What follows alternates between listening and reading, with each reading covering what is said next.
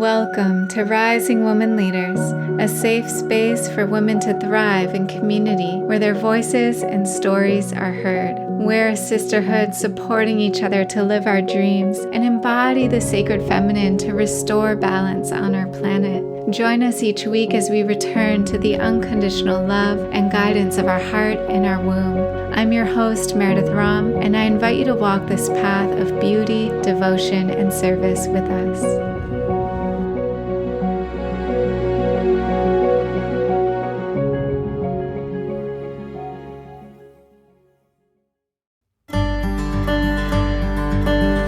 This conversation was originally recorded on the Amber Dolan Bath Show.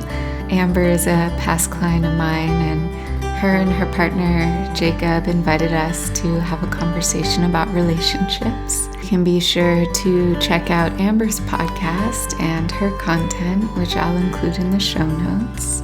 And I also have an exciting announcement. So Michael and I are leading an online workshop called Love and Relationship Alchemy. It's going to be a 2-hour workshop. We're going to lead it live on December 18th, 2021. But even if you are hearing this after that date or you're not able to be there live, we are going to keep up the replay that you can download anytime and watch. Michael and I have led this workshop over the years to different groups and programs that I've led, but we've never done it publicly online like this. So we are going to be sharing some stories around our own relationship, the past 10 years of being together. We're going to share from our direct experience around ways of being to create thriving relationships, what we've discovered. We're going to share 9 of these ways of being. We're going to share our top 3 communication techniques that we use to diffuse conflict and create deeper intimacy. We'll also be sharing intimacy practices to create a foundation of unconditional love, freedom, and connection, and how to balance sovereignty with interdependence in relationships. So Michael and I have been happily married for the last 3 years. We've been together for 10 years, and we're really excited to share some of these tools with you to help us all create a new paradigm of what love and relationships can really be. So the link to sign up is courses.meredithrom.com/relationship, and I'll include that in the show notes. We'll be leading it live December 18th, 11 a.m. Pacific time. It's a Saturday, it's a full moon. You will also be sent the replay. So even if you're hearing this announcement after the live date, still check out the workshop at the page courses.meredithrom.com. You'll find it in the courses section. We're so excited to share this with you. And I hope you enjoy this podcast episode, getting to know us a little better and hearing about our journey in relationship.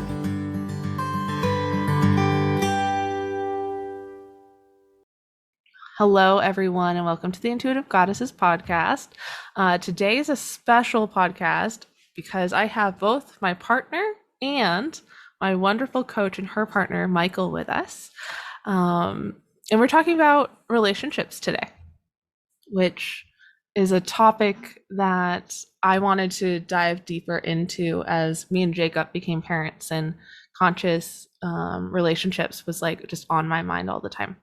So now bringing it full circle to just share my journey and share other people's journeys through this podcast. So welcome, both of you.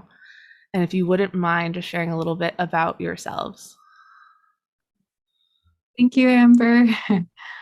So my name is Meredith, and Amber and I have worked together for several years.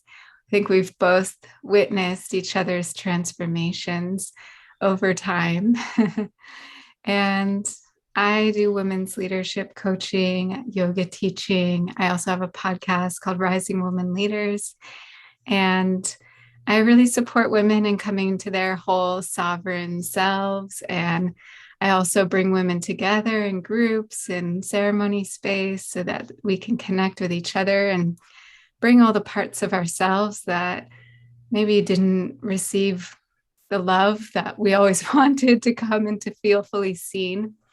I also really support women in sharing their voice and their gifts and really feeling safe, being seen in the world. And I do EFT tapping as well, which has been an amazing modality to help people overcome core limiting beliefs. And Michael was actually the first person to introduce that to me over 10 years ago. I'll pass it to you. Yeah. So I'm Michael, and I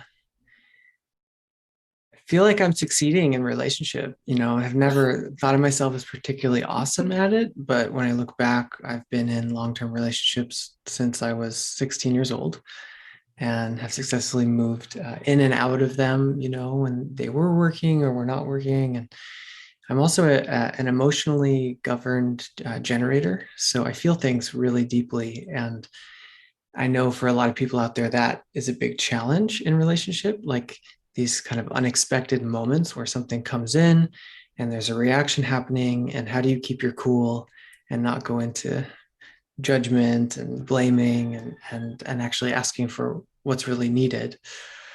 And so that took me on a journey of learning how to work with my mind and my emotions, and to learn to like de-escalate situations and to bring more time and space and breathing room. And I think, I don't know, I think that's been helpful in keeping things. I think we've been together for 10 years, like almost 10 years in February of this coming year. And our wedding anniversary is coming up in September. So it'll be 3 years married. That's beautiful. So yeah, I think we're familiar, as many people are, in relationships, and yet there's been some effort into seeing the gap from our awareness to the places where there might be power dynamics or recurring challenges, and yet seeing it from a distance has been pretty helpful. That's wonderful. It's been so beautiful to just share all the ups and downs of so much that life brings us, and to still have this person by my side. And just this week, I was really reflecting, like, this is my best friend. So special to have this person in my life. And sometimes you do the thing that you think is going to break the relationship, but actually that's what allows the relationship to prove its strength. Okay, so this is where I'm going to tell Jacob I go off script, because these words definitely, like, they trigger something. So what are some examples of, if you can, in your relationship where you're like, you think it's going to break it, but it actually brings you closer together? Do you have one? Is there one front of mind for you all? What? Do you have one? Well, we could say one. I kind of want to hear actually from Jacob first. Like, what's something that catches you unawares? And well, it's okay if it's not solved, right? Because that's part of being in relationship. Well, which one? Which one? Just choose one of them. Well, so I think that one that's been a recurring challenge is in the beginning of our dating experience, I was pretty fickle and not particularly great at commitment or really knowing what I wanted. And it caused a lot of tension and anxiety. And it was definitely something to work through. And it also led me to make some pretty poor decisions that, had long impactful moments that, reverberate across our relationship occasionally. But, that's a real thing, man. I was going to say the exact same thing. So it hasn't been super easy all the time, but it definitely growing and learning has been one of the most ideal, or rather the part of the relationship that I've really enjoyed. Mm, If that makes any sense. nice. Good. Thank you. Yeah, no, that's really brave of you to even go into it, because, most people Yeah. like the convenience of like, yeah, it's good. But realistically, every person in relationship, there's going to be a polarization that happens. And whether it's you feeling like more avoidant and that the lessons are around how to let love in, versus like, oh, I really love this person, yet I feel insecure and that they're vacillating, and where's my secure platform. It changes, which member of the couple is going through it, but I think it's present almost all the time. And I'm with you there. Like, a lot of challenges have been, how do I let the love in and accept that this is good? Yeah. Yeah, I think the thing that came to my mind was just the times when Michael was really asking for more freedom, whether that was traveling to Europe for without a return flight or just like some crazy things, or he wanted to move to Colorado at one point to record an album for, I think it was 3 months, and just like some things that aren't necessarily typical in a monogamous relationship. We might think that, oh, they do everything together, but just honoring that we're independent beings and have our own callings. And times when Michael brought this thing to me that he thought, oh, maybe I can't be loved if I really bring all of myself here. And I was actually able to say, if you don't bring all of yourself, that's going to harm the relationship more. And if you don't follow these callings, then the relationship is going to be this thing that's in the way of you really living your purpose. And I think then at some point, it is going to fall apart, because we all have what we're here to do in this life. And when we start to feel confined, or like I don't have enough space, or I can't be fully myself, that's when I think the relationship is more at risk. Whereas when we give each other's permission to explore the full spectrum of what we want to experience in life, then it's really beautiful how it can bring us closer. And especially like that month in Europe ended up being like 2 weeks. He's like, I miss you so much. I just want to come home. And it was like me just holding that steady ground. It helped both of us see what we had and brought us closer. There's a rebound effect that happens when you have the freedom you've always wanted. But I think there's these baby steps, and the first step is just the couple acknowledging that like what you want for the other being is them to be alive and happy and to be expressing and exploring their full life. And sometimes in the middle of a trigger, especially if you're feeling insecure, it can be really hard to offer someone that, because you feel like you need support yourself. And so like, it didn't start with us, taking different odysseys if someone needed something in some other part of the world. It started with,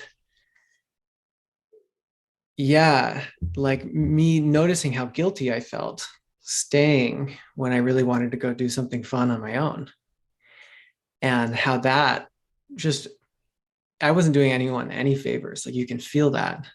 And I think in today's day and age, with the COVID stuff, we're experiencing the fishbowl effect of like just too much time trying to make it work with this one person. Whereas like, there might be a way of supporting our partners that's different than like having to be the ones always there.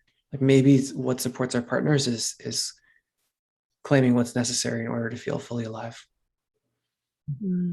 That's a lot of pressure too, putting everything on one person. Mm-hmm. Yeah. So what I realized, like last night, went to a musician friends of mine house, and she was celebrating an album release. And it was really important for me to go support her. But Meredith was feeling tense and needed a massage. So I was there massaging her. And I just was like, God, I really want to go, but I have to stay because she needs me. But I kind of feel like the universe is opening for me to go. And what I didn't see, I could not see out of the conundrum until I had left and had an experience. And 6 hours later, I realized, like, wow, yeah, Meredith does need support sometimes. And probably most of the time, actually, I'm not going to be the best person for that. And so I don't know if that's helpful at all, but I think like if you had just waited and said, no, I'm here for you, it's okay, later on you'd probably hold resentment around like not giving yourself this thing that you really want, when ultimately it's not like I was putting my foot down and saying you can't go. It was just you having to bring forth like, actually I want to do this thing, or actually I need to set a boundary right now.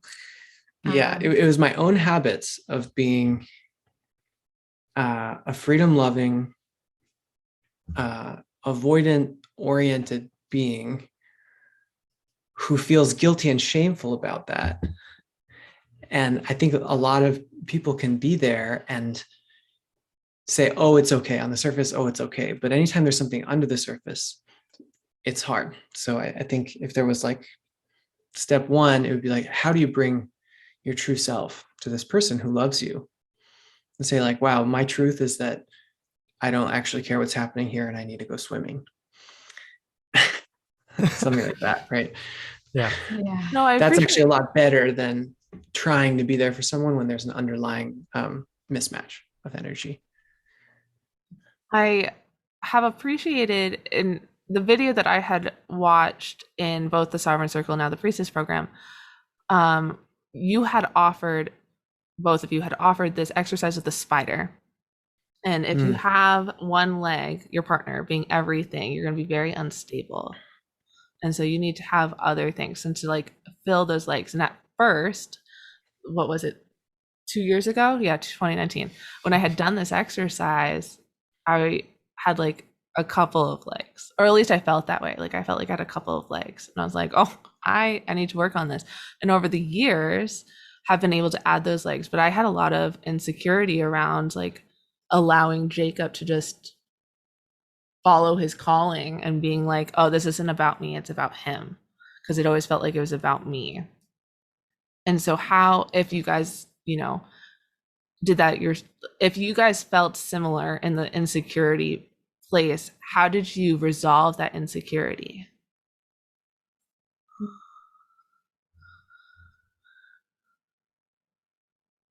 I spoke to this as well in the last time Michael and I shared a workshop for the group.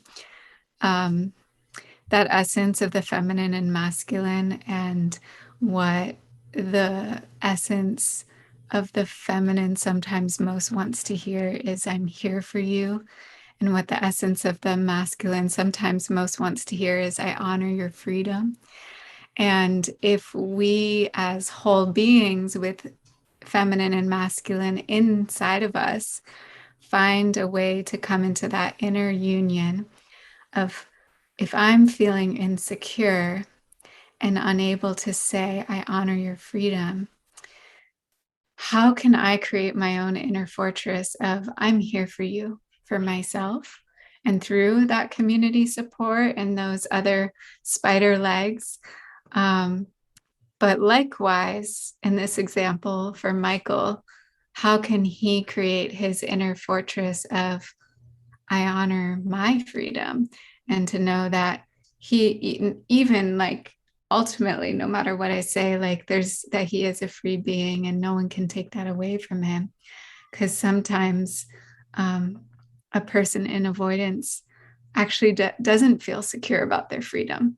And so they're creating a situation where their partner is like saying, no, you can't go, or whatever it is. But it's actually their own story of the world of like, I'm never free. I can't do what I want to do. And so as they come into more of honoring their freedom and believing in that, and there are lots of ways to do that, whether it's talk therapy or tapping or meditation or journaling or just having that inner inquiry and realizing, oh, I am free. And maybe where did this come from? Did this come from one of my parents who I felt too controlled by? And suddenly I'm always needing to express my freedom and make this big deal about it. And the same, in this example for me of just like, what would it look like for me to have an inner sense of I'm here for you? And lately that's been nature. Like last night, it was like I wasn't feeling on the vibe of going to this album release party, but part of me was like, still not wanting to be alone. There was something I was wanting. And I went out and I sat under the stars and talked to the land and created a sense of more connection with what was available and what was around me. And I listened to some videos of people who inspire me and just tried to make choices that were self-nurturing and honoring rather than going into like an abandonment place or something like that. I think there's something about, there's a distinction between honoring our truth versus like making it the thing we have to always talk about. I think actually there's like a place of healthy role playing, of like, I'm going to be something for this person verbally that's going to de-escalate the situation such that they can relax and they're not in a fight or flight without giving over some truth. So for me, it was like, okay, see you later, sweetie, but I'm here. I'm just a phone call away. And I knew internally, like, I didn't particularly want to answer the phone if she was going to call, but what I said instead of that was, I'm here for you. And that, kind of helps things be smooth. And someone can only say that if they have cultivated an inner sense of security in their own freedom. Like he knows I can pick up that phone or I cannot pick up that phone. And he has his sense of inner sovereign freedom, but that allows him the space to be able to say, I'm here for you, which might be the only thing that, the partner needs to hear. And then they can take care of themselves. I love that. And I have a feeling I know what one of these words is going to be, but we'll see. What are 3 words you would describe your relationship?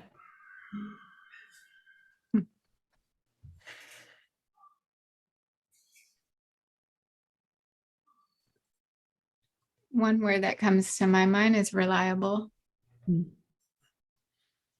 I feel like there's always this person that I can come back to.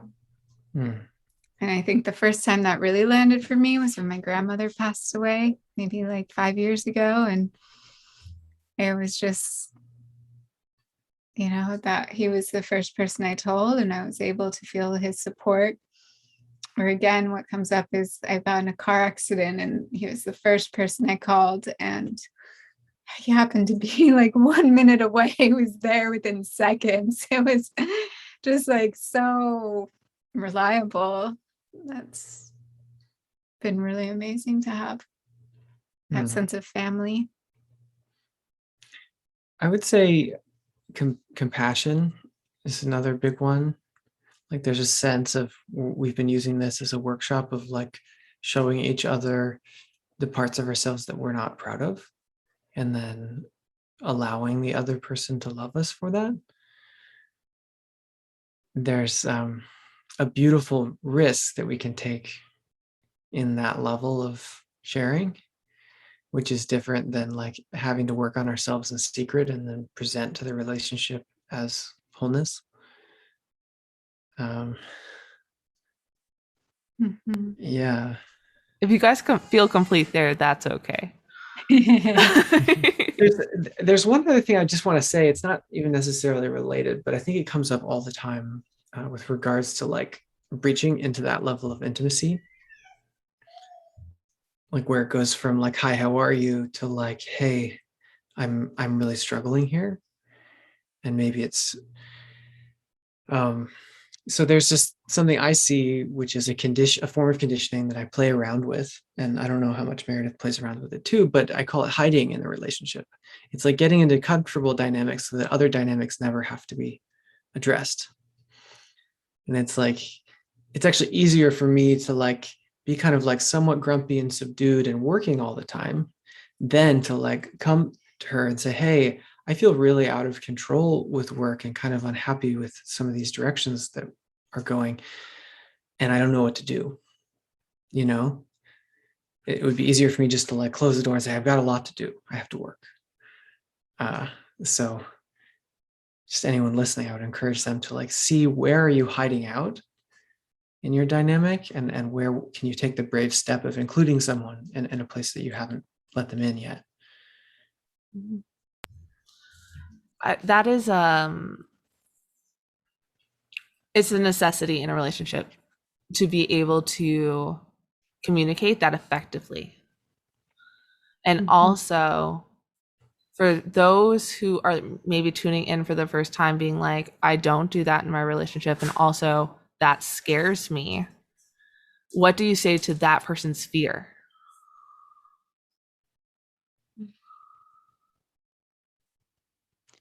And then you can ask.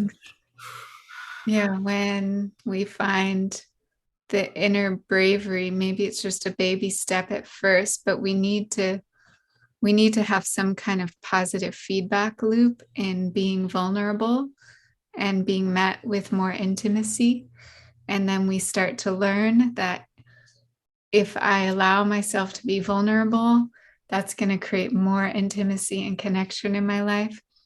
And I think people that are scared to do that, they probably got hurt somewhere down the line where they were vulnerable and someone shut them down and they made a decision, I'm not going to open up anymore. It's not safe. So finding a safe person in your life, and maybe that's a best friend, and being honest there, and being, when you are in relationship, to have the discernment of, is this of a level where I can start to open up a little more, and like testing those waters and just seeing how the person reacts, and is this person really here and available and willing to listen. And that, I think, is just finding a connection with our intuition and being able to discern. There's also something about like a self-loving, trauma-informed approach, though, because you're going to know where those places are that you haven't let someone in, because you'll feel the fear. And to approach it in such a way of saying like, hey, this is going to be a brave step, and probably I'm going to try to turn it into a repeat. And knowing like, hey, I'm going to let them in, and then probably whatever they say, I'm going to interpret it as like, they're not listening, they don't love me. And so like, what can be done to say, it's essential for me to practice this skill, and it's probably not going to be so smooth the first few times. I might turn my partner into it exactly the scary attacker I was worried was going to happen. Because we all have this conditioning, it's very challenging in a partnership to not play a role when someone has a wound and is kind of like trying to open to it, but not cast you in a role. So I think there's something about saying, I'm going to approach this, I'm going to do this, I'm probably going to feel this fight or flight.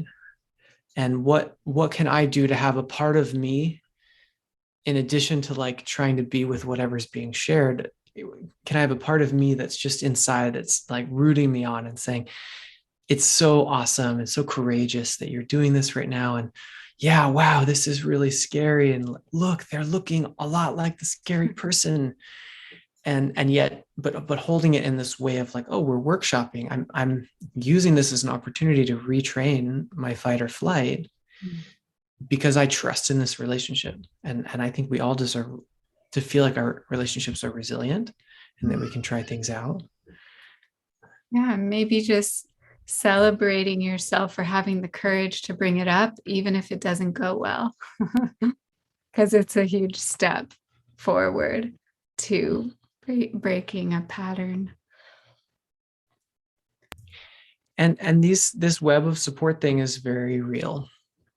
You know, it's something we're considering right now, like, given that we want to start a family, like where do we have enough connection and support so that we're not getting so much into the fishbowl? And sometimes it's a simple question to answer of like, oh yeah, there's people, I just don't call them, but they're nearby. For us, we're considering moving, you know, to like help make these different legs available. Yeah. But yeah, I think seeing the relationship through a lens of it's capable of dealing with me and whatever part of me I think is ugly, and believing that it's possible that that part can receive the love that it needs. Yeah. There's so much opportunity for healing in intimate relationships, because if you have gotten to the level where you really love someone and you feel their love in return, probably all our stuff is going to come up related to our childhood wounds. And it's an amazing opportunity to heal those if there is willingness to listen and to have that compassion and to understand where someone's coming from or what their fears are, because there's so much that can be healed. It doesn't have to keep repeating in our old stories. And so on that point, what does love mean to you? No, that's a big question. Love is the unbreakable part of ourselves that comes when we're referencing life from the proper place. It's only when we've lost touch with where love comes from that we can do things that are out of alignment. So love is like where we come from, and it's the wisdom that we have when we finally have enough gap from our own emotional journey. So it's almost like love is seeing through the eyes of being already healed. Love is setting aside my trigger in order to hold space for your trigger and trusting that I'll have space later.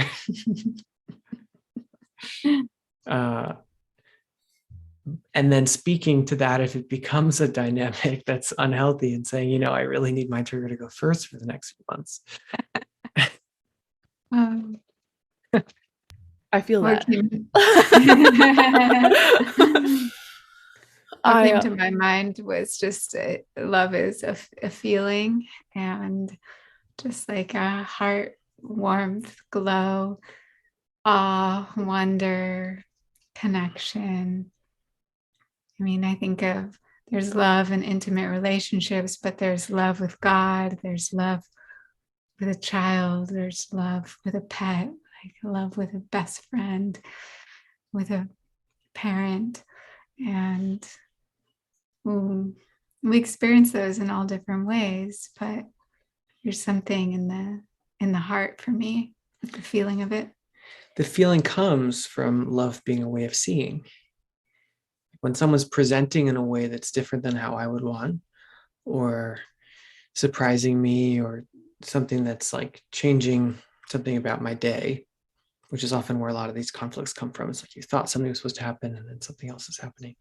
Love is what says, how can I not see this person for what's happening right now, or see myself for what's happening, but rather picture them as a point of light who took great effort to fly all the way to this earth, to have this incarnation in order to have this challenge so that they could eventually solve it and then triumph.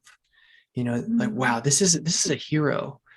And they're bringing this to me because deep down they have some answer and some mission that they're trying to achieve with it. And if I can just see it from that perspective, even if we're at a particularly difficult part of the movie, it makes sense in this way that totally calms me, and I feel that loving feeling inside. Okay, so two things. One is for our listeners who can't see your guys' faces.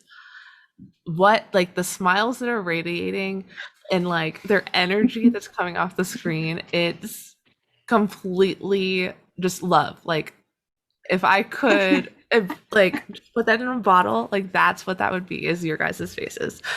And then the other thing to reflect back to you guys is the words that you used at the beginning, which were compassion and reliable.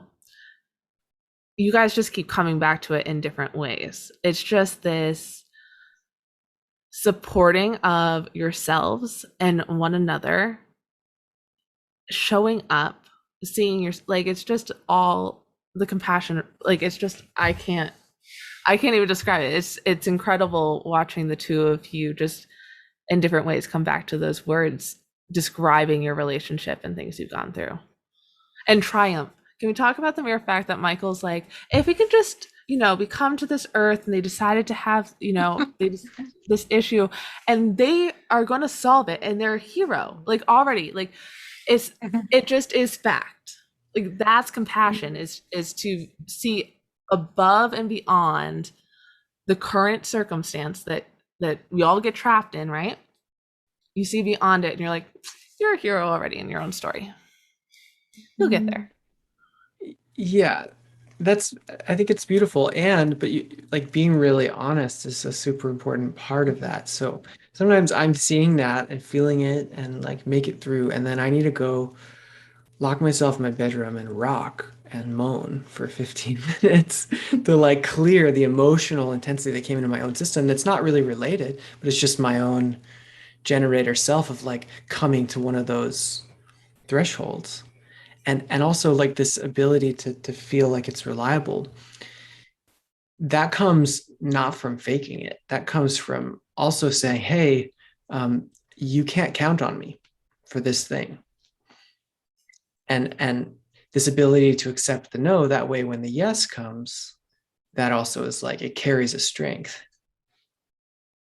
I love that. So yeah, I think it's very interesting how strongly I get to feel like I get to tell Meredith I'm going to be around, and how being willing to share, like, I'm not going to be around, don't count on me, was part of that. Do you want to go? Oh, well, No, I don't know if you had a question. It looked like you had a thought. Well, I have many There's thoughts, something but that I could add. So this way of seeing that Michael was talking about, seeing someone as their hero, this is part of a practice that he learned that has been really helpful and impactful in our relationship, which is called the green lens. And it's simply, you can use it in a relationship, you can use it in any kind of dynamic with anyone. It could be someone you work with, it could be someone you hardly know. Should I share them, or do you want to share them?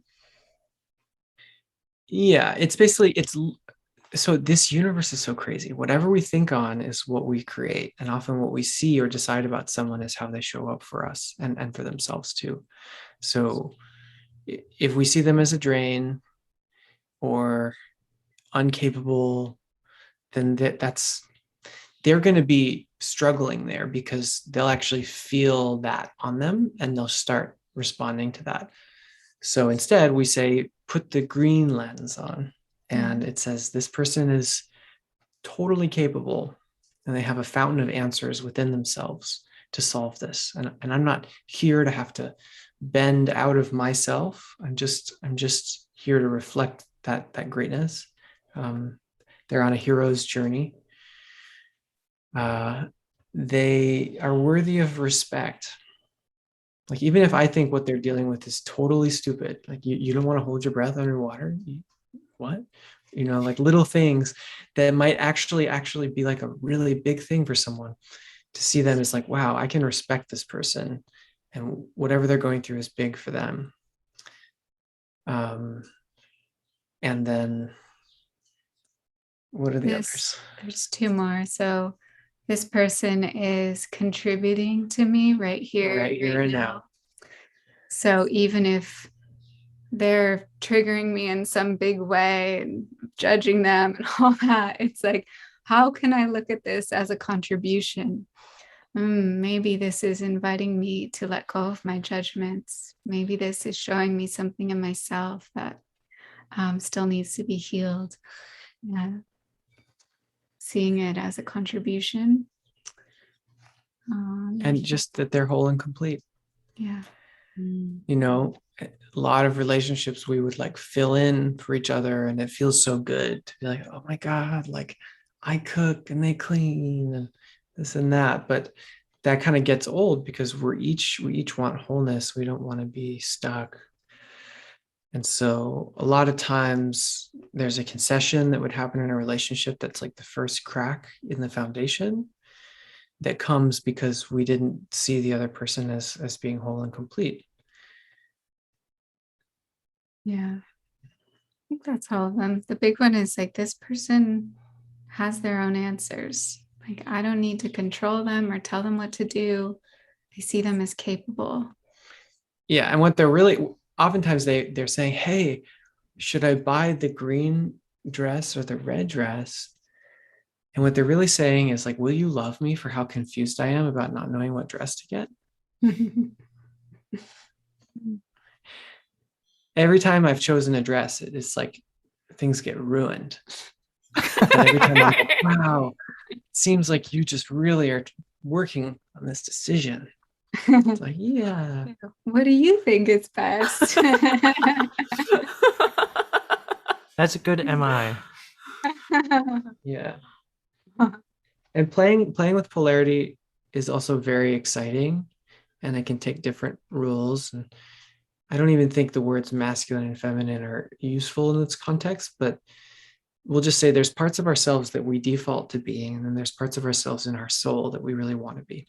And how can we try it out? So for me, you know, we're going to have our 3rd wedding anniversary. I'm kind of like getting into marriage right now. I'm like, wow, this is cool. So I'm saying, hey, I got this, babe. Just forget about it. I'm going to take care of this. And it's new for me and new for her. And so there's a challenge to like let go of the past dynamic and to try out a new form of polarization that's actually very current and energizing. So there's a level of, from what I'm hearing, there's this part of you that's been in all of us. We have the autopilot. Like, this is how we've been being in this world. And then the soul calling and stepping into that allows for that polarity.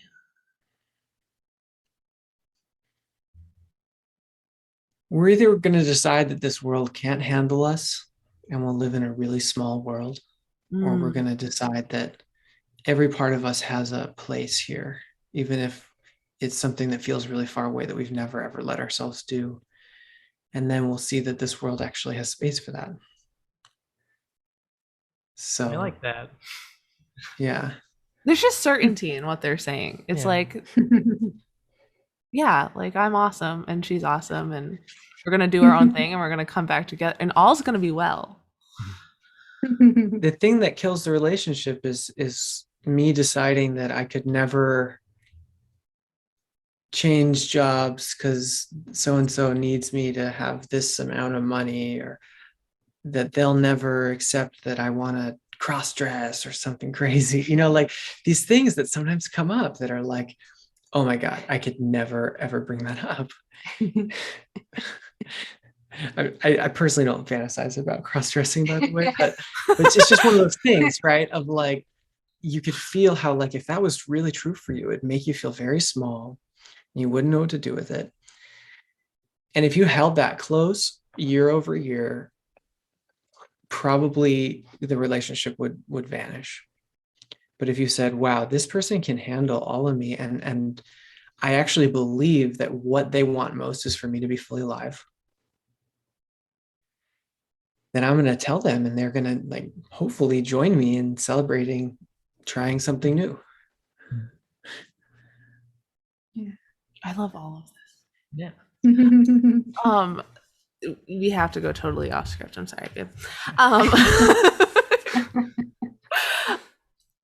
Something that I know both of you, obviously, you came into this relationship having already started a spiritual journey and a wellness journey and a personal development journey. I know this because Meredith Rom has a book called Just Be.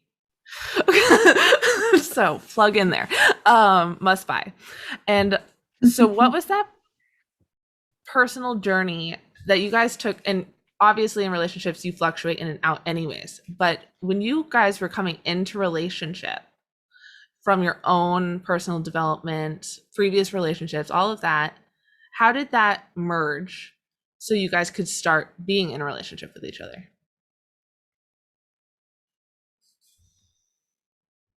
Well, something I don't talk about in the book is that Michael and I met right before how I was living in New York and then I moved to California. I met Michael very briefly for a weekend before I went to India, but we were very young, like 22, 23, and we were about to be living in different places and going on our own journeys. And even though there was a connection, it was very clear that there was more inner learning we needed to do on our own. And we were both taken on a 1.5 year journey of not even really trying to reach out to each other during that time or even think too much of each other, and completely let go and just be on our own inner journey of growth. And I went to many meditation retreats and had other relationships and had a lot of that, that solo time that I was needing. And for Michael as well, he had his own lessons and relationships, and it was as if the universe was conspiring to give us that time, maybe because the universe knew that we were meant to be together more long term, or that was a potential. And coming back together again after that, I think we both felt a little bit more like we had lived into some of our dreams and adventures and our own growth. We're at a point where we were able to meet each other more fully. And when we did come back together, and just very synchronistically, both happened to be at the same ashram temple in the East Bay where Amma was coming to give hugs. And it was like, oh, we saw each other again, and suddenly we're living in the same place. And suddenly, that we both had free time, and there was more of an opening. There was a time during that interim journey when I was studying some yoga stuff, and there was this idea of the relationship being a being. And I was in another relationship at the time, but realized I spent a lot of time talking to the relationship in my own head. And when someone said, this is a being, it has consciousness, and you're feeding it with your attention, and if you're spiritual, like that can get in the way of you and God. And what you could practice doing is giving the relationship to God and saying, you handle it. I don't know, you handle it. And just letting go of the thought that it's my job to like regulate love. Mm-hmm. And that created just so much freedom. And then something about, like personal practices, it takes bravery. Like for artists, they call it a war. Like for you to go do the thing that's important to you, that's this cherished project that no one else in the world cares at all about, and to actually make time and to close the door, to like go to that retreat, like that way of honoring the self takes practice. And I think the very first place I ever saw that was saying, for 15 minutes, I'm closing my eyes and no one in the world can get me up. or move me from this place. And I felt intense fear for a year as I started that practice. And then eventually it went away. And I realized, oh my God, nothing fell apart without me. I have this space. This space is a gift. It's a naturally, like, I'm endowed to have this space. And it started getting bigger. It started to be an hour. And then I saw, oh, that was fun, facing the fear. I love safety. I want to be safe all the time. But then I developed this way of being a risk taker of like, oh, I'm going to learn to work with the fears and face them. And that led me to mountaintops and crazy bike rides and crazy boat rides and being in the farthest reaches of the planet and not having any idea where I was going to sleep. But all of that was like a way of testing this like, wow, is there really safety and comfort here? I think meditation was also part of that. But then basically that all led up to a journey within relationship where I told someone, hey, I'm not feeling attracted to you anymore. And it was like, that was the biggest fear of them all. Like, I don't think this can be romantic because the physical is not feeling right. That was something I never could have done. And yet taking time to meditate, doing things conscientiously to face the fear and to see that I don't die, then gave me this ability to like bring the more dangerous things into a relationship and to test and to see, oh, no one died. In fact, it worked well. It worked so much better for everyone. Yeah. And then us having our own spiritual growth journeys when we did come together, there was so much we could learn from each other and share. And Michael's introduced me to meditation techniques and teachers and things that I may not have come to on my own that have been really fruitful and beneficial. And the same, when we first started dating, I was avid Vipassana meditator and living in this house where we meditated 2 hours a day. And he would come over and feel so inspired and, get back into his own practices. So by being devoted on our own paths, there was an inspiration that was able to happen with each other. But whether that's salsa dancing or something in the arts or hiking or exercise, it doesn't matter that it was meditation. It was just that we decided that our relationship was about exploring life together as a team and not about filling each other. Because that ends. Like, if you can find that thing of like, I surrendered this and they surrendered that, and now we're this unit. Like, what do you do there? It's a lot more like, I'm just picturing that unit opening up and holding hands and both people looking forward. And if there's a compatibility around, like, we want to climb mountains together,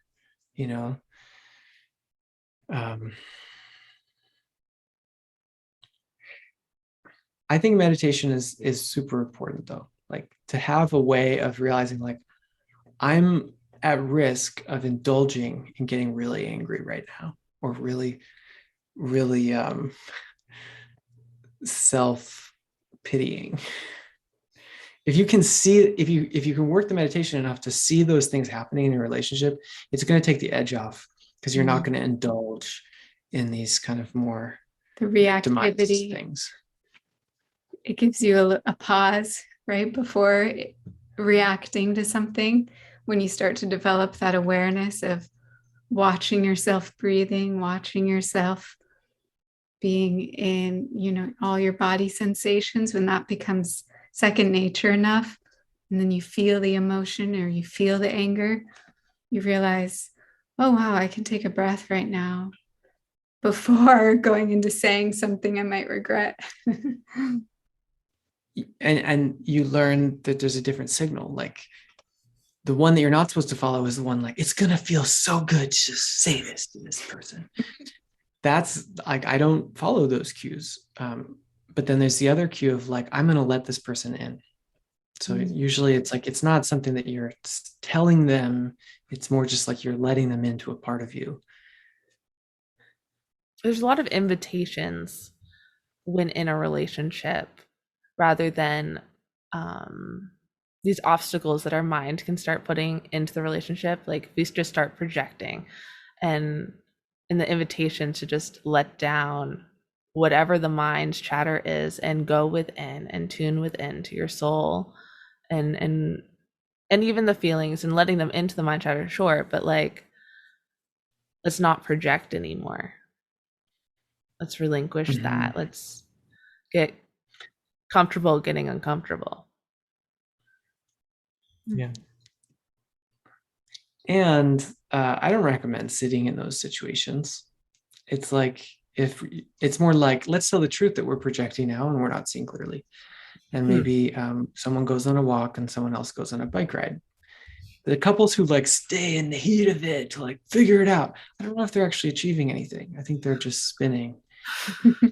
Their mind thinks they are. Fair enough. Yeah. There's more just the sense of like, okay, something's running high. Like let's go find our wisdom. Yeah. And sometimes what someone needs to hear is, I'm sorry. Another time you can't say that until you've like laid on the grass for a couple hours and like played a mindless video game. My mindless video game is Stephen Colbert. I love it.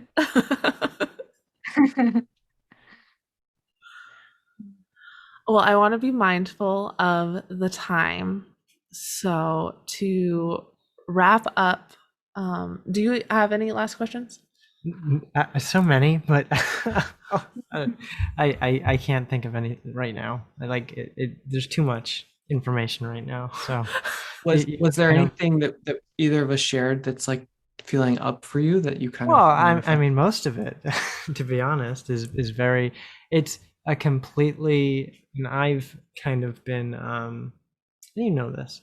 I've recently acknowledged that I had a very kind of, my parents instilled in me a kind of sacrifice mentality in relationships, and I've kind of recognized that, and it's been kind of, well, listening to you, it's been very refreshing because it's completely on the opposite side of the spectrum, and I don't know how easily I could ever achieve some of the things you're talking about.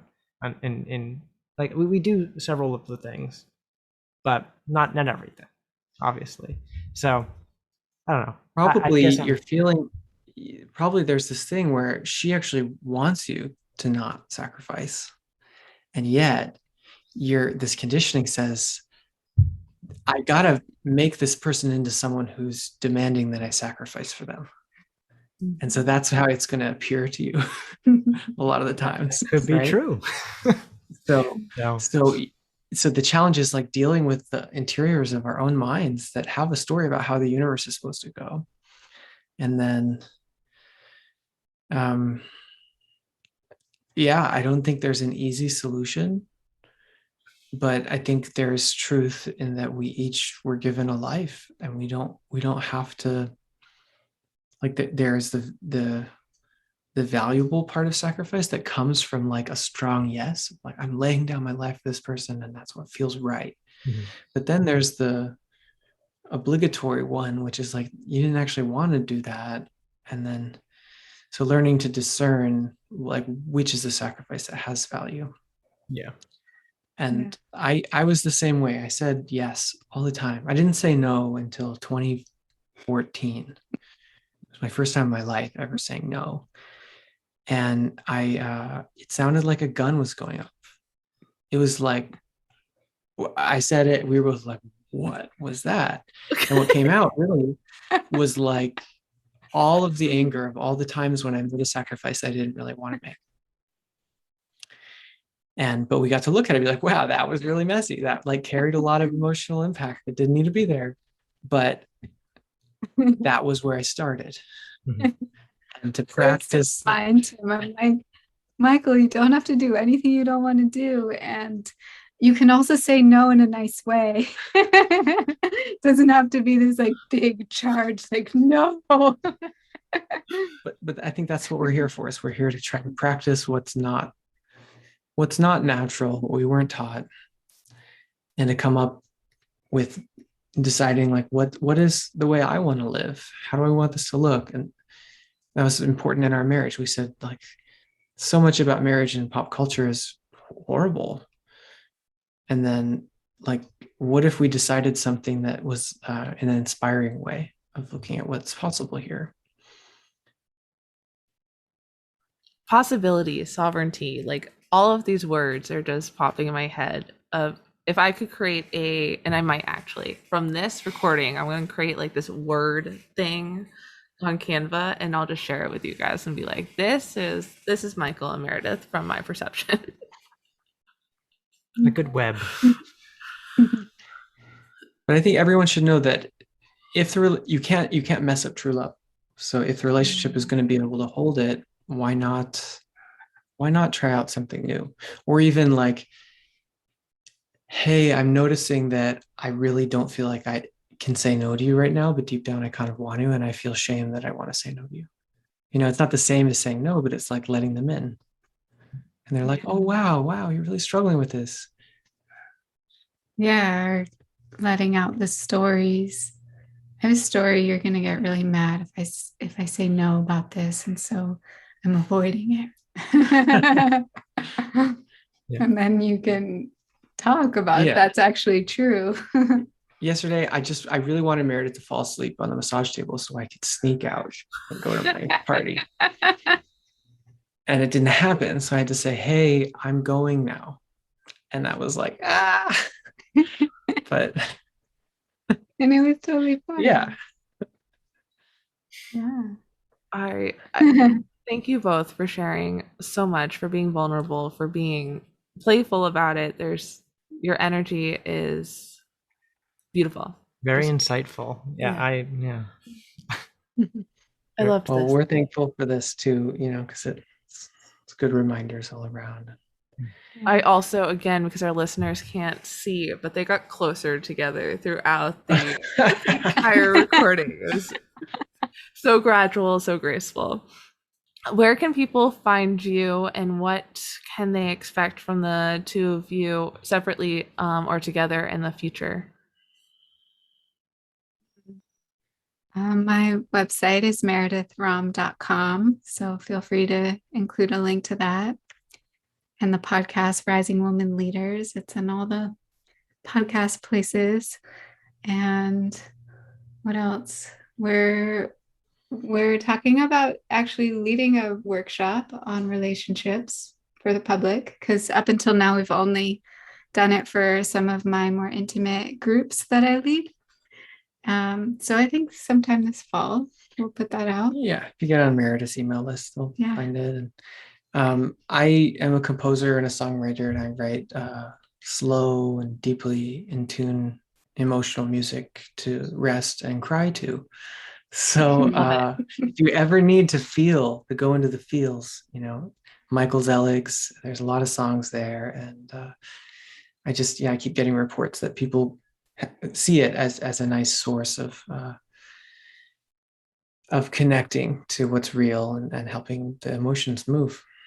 Yes, he has a beautiful voice. It's piano, guitar. And where can they find your music? Oh, Spotify. Yes, Spotify, iTunes, Amazon. Zeligs is kind of a weird name to spell, but you can. Everything will be in the show notes. Yes. We'll be good. Okay. Yeah. And then the other thing is, we are also in the works of putting on our first Eft tapping training. So that's going to be for people that want to dive deeper into that modality and become a practitioner themselves. And EFT is a fast and effective way to just down-regulate the fight or flight response, the amygdala response. And these times when we have a trigger, it's often because something happened another time in our life that made us go into a trauma response. There was some kind of threat or helplessness or isolation or shock. And we store that in our brain, in our subconscious. So tapping is a way of working with the meridian points of the body to bring some of these things that have been in the subconscious, like running the show behind the scenes and creating our lives with these subconscious limiting beliefs, and to bring them to the surface so that repressed emotions can be felt and we can create new stories and new neural pathways and new empowering core beliefs so that we literally can face our fears and go out and do all the big things that we want to do without that terrifying feeling that is sometimes underneath the surface. Yeah. Level 1 and 2 is going to teach you how to tap on your body during a moment when it's too much, when there's some overload, craziness going on, to clear and move those energies so it doesn't get in the way. And like I used to get supremely nauseous on stage, incredible stage fright. And now it still happens, but the time of going is down to microseconds. It's like I recognize the trigger, I feel the rush, but the tapping has helped me like see the pathway to be like 3 breaths and you're past it, instead of like getting the shakes for days and days. Yeah, it really helped me overcome my fears of public speaking and sharing myself or being visible. And it's also really helped in different relationship challenges that have come up, and being able to identify the source where something was coming from, rather than creating a story and going deeper into a challenge. It's just very freeing. EFT. Yeah, so stay tuned. Yeah, so go onto our email list. And also, personal experience of EFT, I also need to plug in the fact that your podcast is how I got into podcasts. So like my podcast could not come into fruition without meeting your podcast. But EFT and receiving that guidance from you has been incredible. I have a question though. Do you guys hold space for each other in the EFT, or is that more of a solo thing that you guys do separately? Both. There have been times when we've held the space for each other. And there have also been times when we're driving in the car and something comes up, or I'm feeling nauseous or whatever it is. And I'll be like, I'm going to tap right now. Can you just hold space for me? Which literally might just mean that he's going to be quiet and just hold the space. And I know what to do. But there are times when we give each other fresh insight and ideas, and I think hold space in a more deeper way. It's a lot to ask if it's new. Like we're both practitioners and have done it for 7 years and had clients and clinics and that sort of thing. I think more couples are at risk of the fishbowl effect of oversharing and being too much in each other's lives. And so anything that you can do to have extra layers of support, whether that's telehealth or a psychotherapist or a basketball group. Yeah, we both have worked with outside practitioners as well for more core issues. So we're not relying on each other to be each other's therapists. Yeah. Just like if it comes up in the moment and we need a little support. One of the biggest favors Meredith ever did for me was to say, hey, this thing you're bringing up, I'm tired of it. I've heard it too much over the years. This is the thing you need to go hire someone to work on with. And it was like, oh, okay. And it was so empowering and loving to be blocked by her in that moment, because it got me the help that I really needed. Thank you both for coming on to this podcast, sharing your story. And yeah, go hop on Meredith's email list, because all of these things are going to be absolutely incredible. Thank you, Amber. Thanks, Thank Amber. you so much for inviting us to this. It was really fun. Of course. Take care, everyone. It was great meeting you.